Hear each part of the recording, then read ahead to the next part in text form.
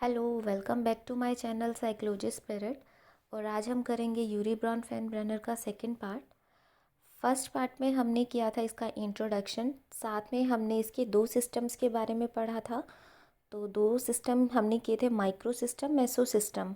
तीसरा आता है एक्सो सिस्टम। जो पहले ग्रुप में जो लोग हैं, अगर उनके साथ कुछ होता है तो उसका डायरेक्ट असर बच्चे के ऊपर पड़ता है। जैसे कि अगर किसी बच्चे के पेरेंट्स का ट्रांसफ़र हो गया तो बच्चे को भी साथ जाना पड़ेगा। बच्चे का ट्रांसफ़र नहीं हुआ है लेकिन साथ किसको जाना पड़ा, बच्चे को भी जाना पड़ा। तो होता होता है उन चार लोगों के साथ और उसका असर बच्चे के ऊपर पड़ता है। या किसी टीचर का ट्रांसफ़र हो जाता है और उसकी जगह नई टीचर आ जाती है। तो ट्रांसफ़र किसका हुआ है, टीचर का हुआ है, लेकिन उसका असर किसके ऊपर पड़ेगा, बच्चे के ऊपर उसका असर पड़ेगा। तो ये था एक्सो सिस्टम, कि डायरेक्ट बच्चे के साथ नहीं हो रहा होता कोई चीज़, लेकिन उसका असर भी बच्चे के ऊपर पड़ता है। फोर्थ आता है मैक्रो सिस्टम। मैक्रो सिस्टम का मतलब ये होता है बड़े लेवल पर, जैसे कि रिलीजन हो गया, मास मीडिया हो गया, कल्चर, सोसाइटी, कंट्री। इनका प्रभाव भी बच्चे पर पड़ता है। आप जिस समाज में रहते हैं आपकी सोच वैसी ही हो जाती है और आपका डेवलपमेंट उसी तरीके से ही होता है।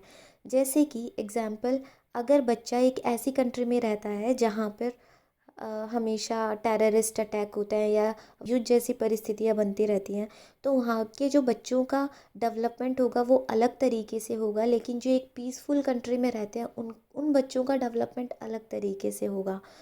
तो ये था हमारा मैक्रो सिस्टम। पांचवा आता है क्रोनो सिस्टम। जो हमारे टाइम में घटना हुई है वो अच्छी भी हो सकती है और बुरी भी हो सकती है। इसका इफ़ेक्ट भी पड़ता है बच्चों पर। एग्जाम्पल है, अगर पेरेंट्स का डाइवोर्स होता है तो पेरेंट्स पर तो उसका असर पड़ता ही है, साथ ही साथ बच्चों पर भी उसका असर पड़ता है। बच्चों के बिहेवियर में चेंज आ जाता है।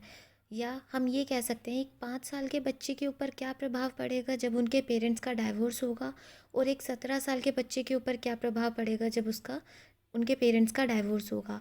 तो ये होता है क्रोनो सिस्टम। या हम एक और एग्जांपल लेते हैं, अगर घर में किसी की डेथ हो जाती है तो उस दिन ऐसा लगता है कि हम इनके बिना कैसे रहेंगे, लेकिन टाइम के अकॉर्डिंग वापस चीज़ें नॉर्मल होने लगती है। तो ये है क्रोनो सिस्टम। तो ये थी यूरी ब्रॉन फेनब्रेनर की कंप्लीट थ्योरी। अगर आपको मेरी ये वीडियो पसंद आई है तो लाइक करें, शेयर करें एंड सब्सक्राइब करें। मिलते हैं नेक्स्ट वीडियो में। Okay, bye bye.